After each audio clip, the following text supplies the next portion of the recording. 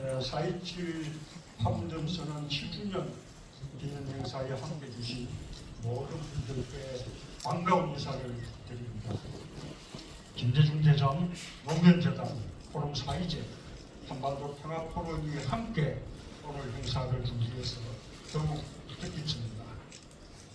한반도 평화를 이어달리기 하며 만들어온 지역들로서 절체절명의 한반도 위기를 극복하고 다시 평화의 길을 열어야 한다는 절박함이 서로의 의지를 하나로 모으게 했다고 생각합니다.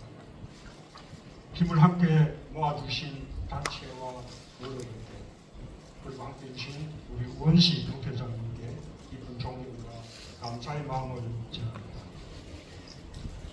대통령직을 마치고 고향으로 돌아온 지 3년 되었습니다.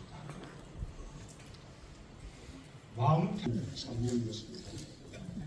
김대중, 노무현, 문재인 정부가 국민과 함께 공들여 이룩한 탈이 여기저기서 무너지는 소리를 들어야만 했습니다.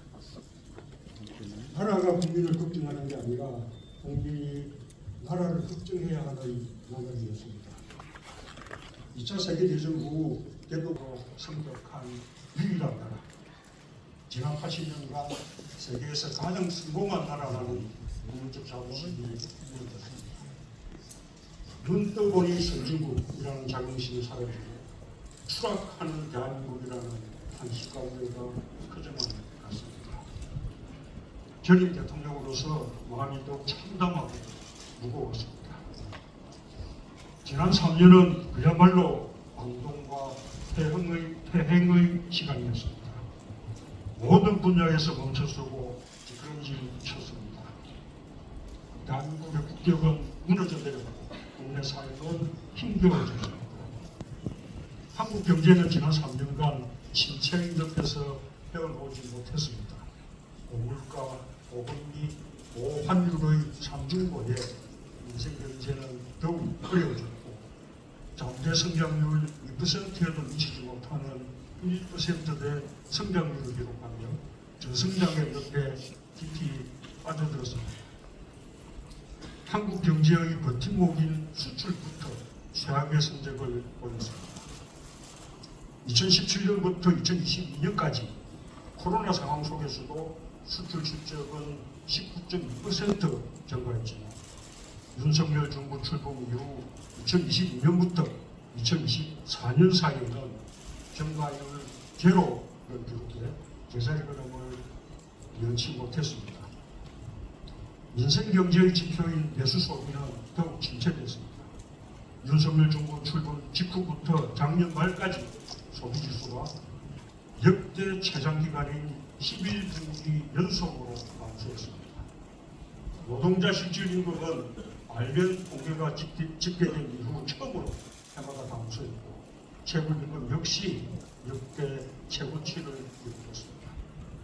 제조업 취업자 수도 관련 통계가 집계된 이후 하강 적었습니다. 이토록 경제가 어려운데도 국가 재정은 제 역할을 못했습니다. 경제를 살리기 위한 재정의 적극적 역할을 했기에 오히려 막대한 세수 결손을 초래했습니다.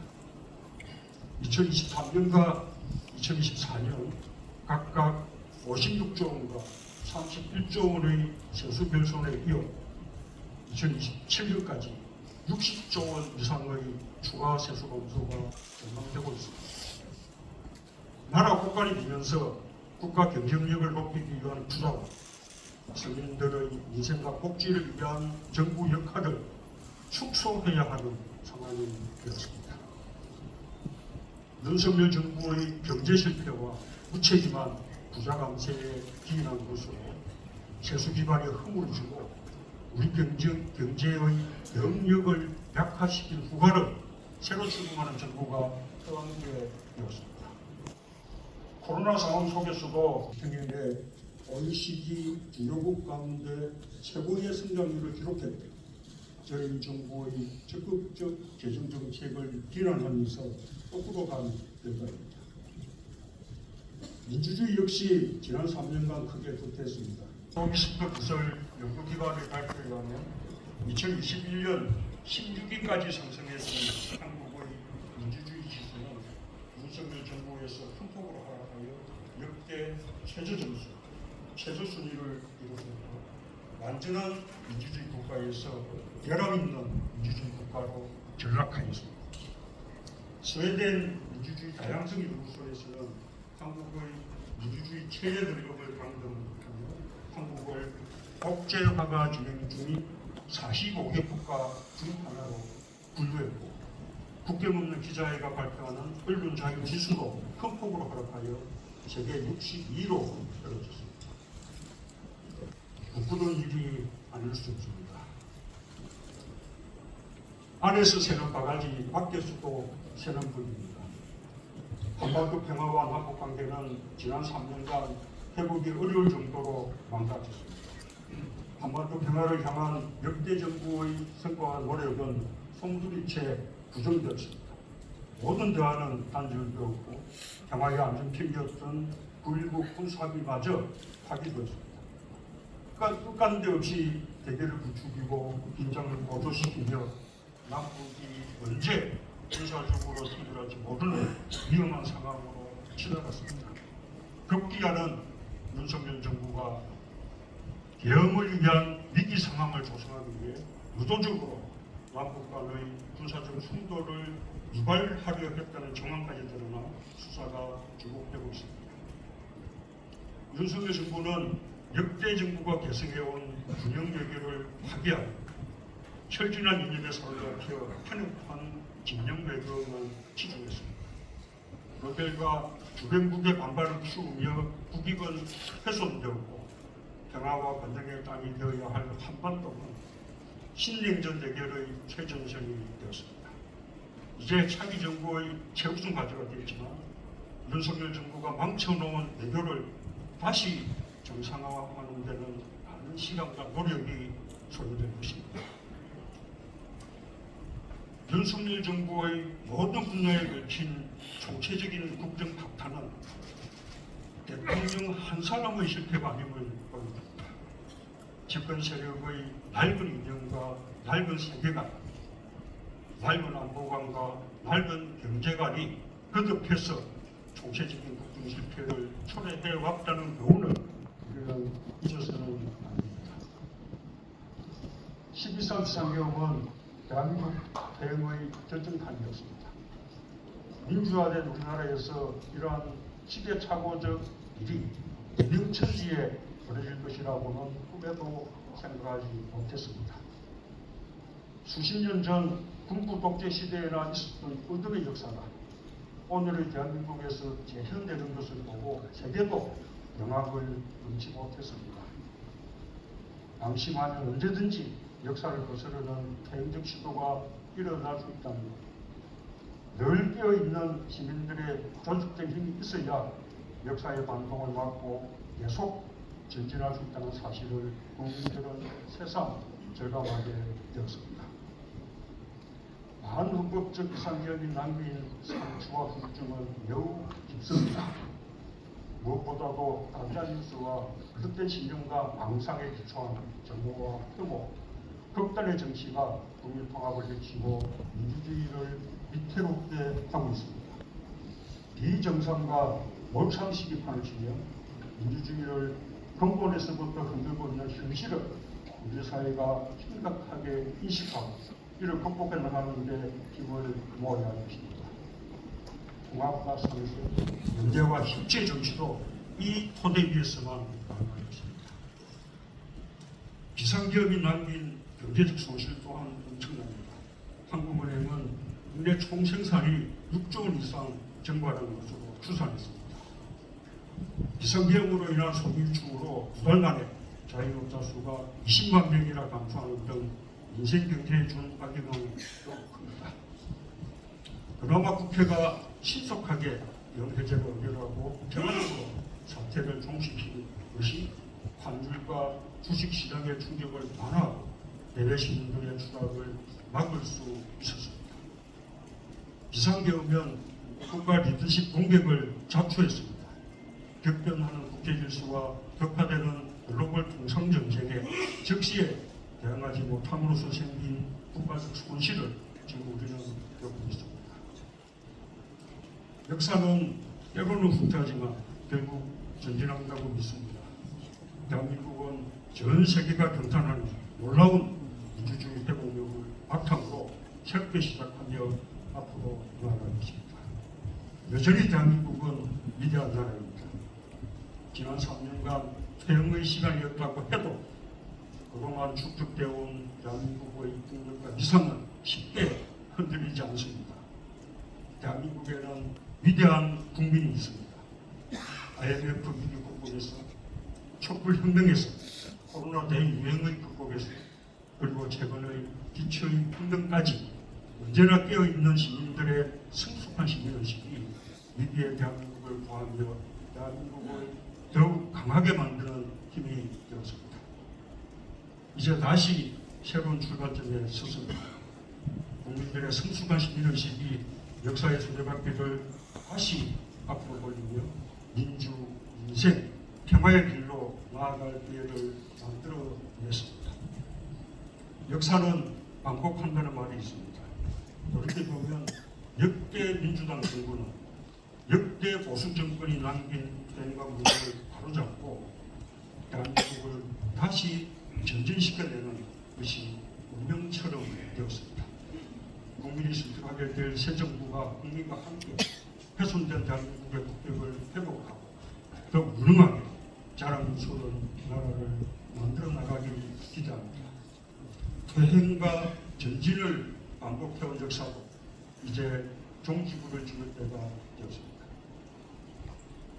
다시 한반도 평화의 길로 나설 때입니다. 역대 민주당 정부가 굳은 의지와 이어달리기로 한반도 평화의 길을 개척했듯이 평화를 지향하는 유능한 새 정부가 한반도 평화의 역사를 잇고 새로운 한반도 평화 프로세스를 재개하기를 기대합니다. 남북 간의 대화를 재개하는 것이 무엇보다 중요합니다. 문재인 정부가 출범한 2017년 당시에도 거듭된 북한의 핵과 미사일 도발과 북미 간의 말폭탄으로 한반도가 전쟁 위기에 직면해 있었지만 결국 남북 대화를 통해 전쟁의 위기를 평화의 기회로 바꿀 수 있었습니다. 남북 관계가 최악의 상태에 처해 도저히 대화를 말할 분위기가 아닌 것처럼 보이는 지금이야말로 그 어느 때보다 대화의 노력이 필요한 때입니다. 미국과 일본은 이미 북한과의 대화 의지를 표명한 바 있습니다. 물밑 접촉이 시작되었을 가능성도 있습니다. 우리가 그 대화의 구경꾼이 되어서는 안 될 것입니다. 군사적 충돌의 위험을 피하기 위해서는 북일국 군사합의를 복원하는 것이 출발점입니다. 한반도에서의 전쟁은 우발적 충돌에 의해 촉발될 수 있다는 사실을 잊지 말아야 합니다. 일각에서 제기되는 핵무장론은 위험한 주장입니다. 북한의 핵 개발에 연재부를 주고 한반도의 비핵화를 포기하는 것이며 동북아를 세계의 화약고로 만들 수 있는 무책임한 주장입니다. 국제사회에서 고립을 자초하고 경제 제재를 초래하며 국가와 민족을 공멸의 길로 이끌 수 있는 위험천만한 주장입니다. 균형 매결은 안보와 경제를 위해 가장 중요한 국가 생존 전략입니다. 편중 외교는 우리의 지정학적 조건을 치명적 약점으로 만들어버리는 어리석은 발상입니다.